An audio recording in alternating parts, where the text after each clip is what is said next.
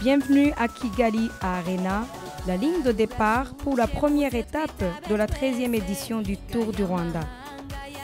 16 équipes partantes et 75 coureurs sont prêts pour cette édition qui arrive à une époque alors que le monde entier, sans exception du Rwanda, fait face à la crise sanitaire du Covid-19. Mais le gouvernement du Rwanda, avec les organisateurs du Tour du Rwanda, s'engage à assurer aux participants et aux spectateurs qu'au cours des 8 jours d'enthousiasme et de joie, la santé partout sera la priorité. Première aujourd'hui, avec ce soleil. C'est joli.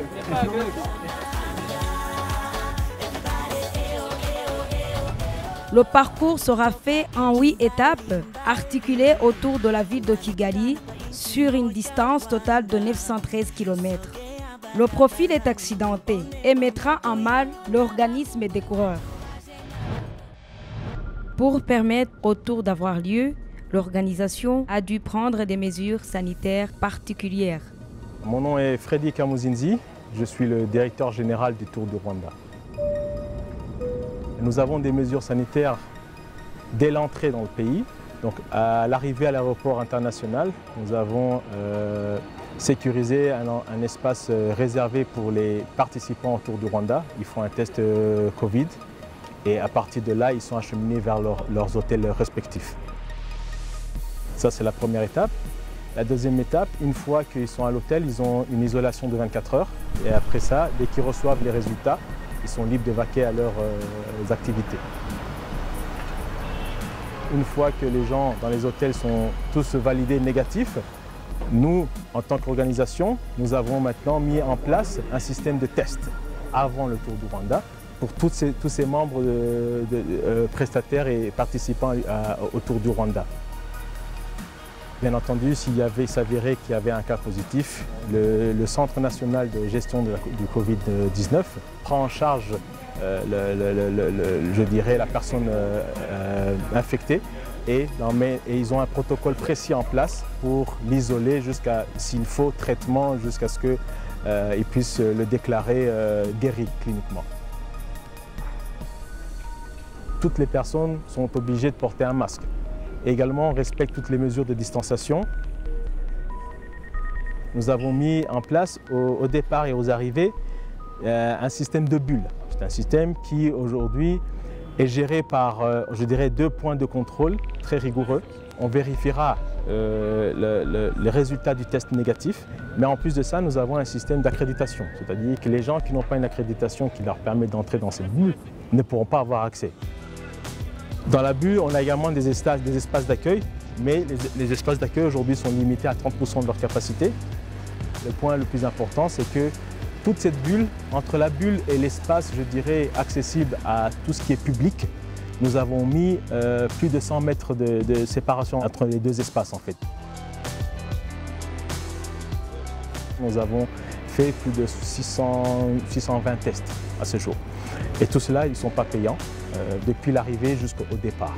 Donc c'était un point également que je tenais à préciser, qui je pense aussi est très important, qui marque également l'engagement également des autorités pour d'abord recevoir cet événement dans des conditions que nous connaissons tous, mais également pour que ce soit un succès pour tout le monde.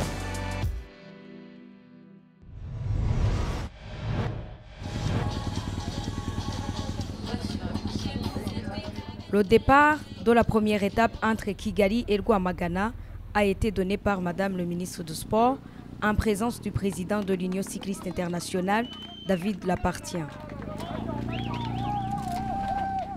6 km plus tard, le peloton a pris le départ réel. Et les équipes BNB Hotel, Total Direct Energy, Bénédiction et Medline sont les plus actives. Un peloton compact serré avec aux manettes l'équipe belge Tarteletto Isorex. 3 coureurs sont sortis du peloton et forment la première échappée du jour. Il s'agit de Swaza du team Medline, Maud Zarif du team Telenganu et Tegels de Tarteletto.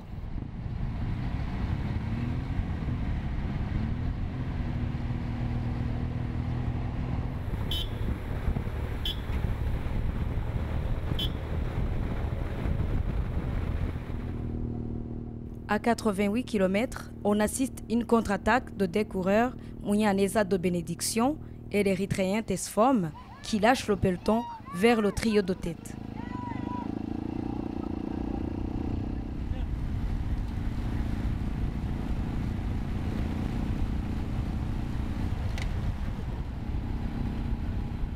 Un autre coureur, Fidèle de Kouzoumoulemni de Skol, sort du peloton et tente de rejoindre la tête.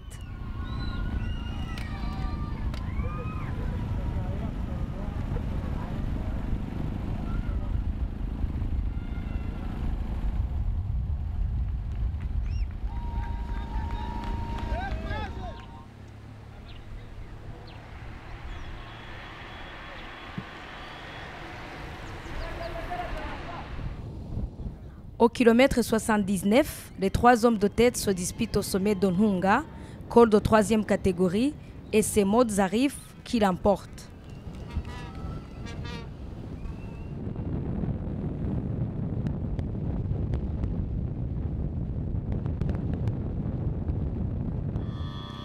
Les deux groupes des poursuivants sont repris par le peloton.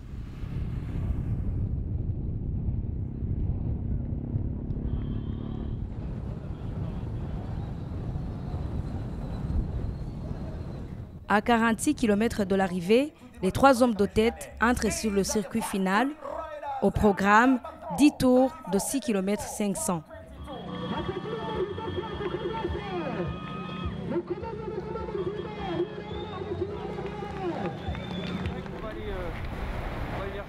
À 44 km de la ligne, le 74, Maud Zarif, est lâché par le groupe de tête.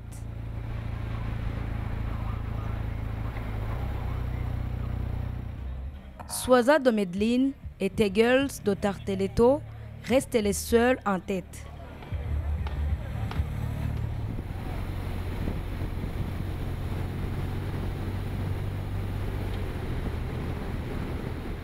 Le peloton s'étire et chasse les leaders.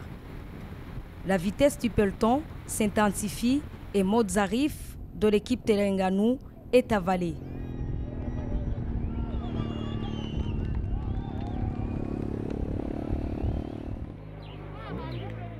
Les deux hommes de tête résistent pendant les premiers tours du circuit final.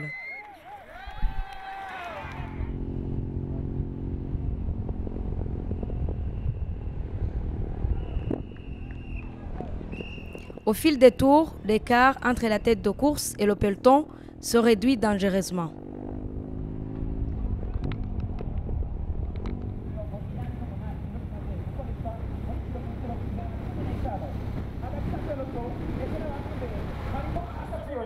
And of course, ladies and gentlemen, the two riders,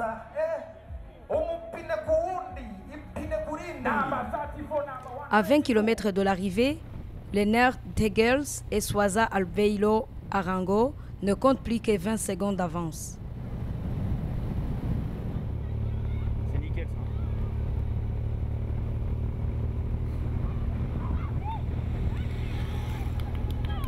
Ils vont être obligés de rentrer, c'est bon. Après plusieurs kilomètres de vent, Swaza du Team Medellin et Tegels de Tarteletto sont rattrapés par le peloton à 3 tours de l'arrivée.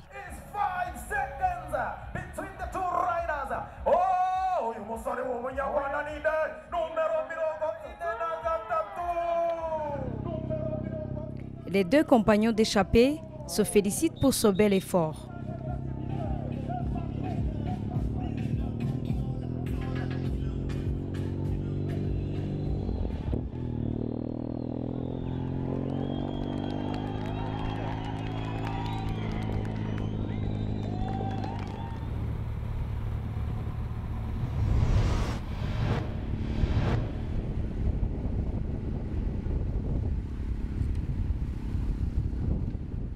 Durant les derniers tours du circuit, la course s'emballe et on assiste à de nombreuses attaques.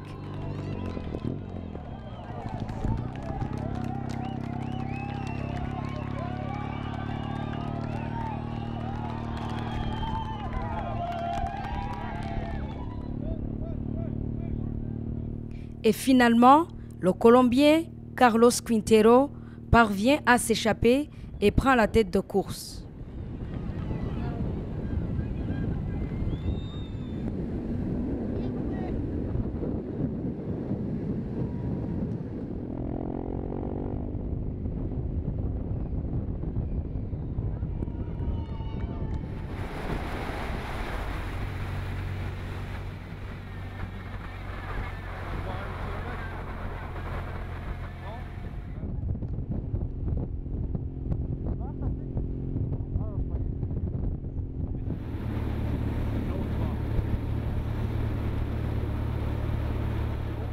Au dernier kilomètre, le peloton part en chasse vers Quintero et le rattrape dans les 300 derniers mètres.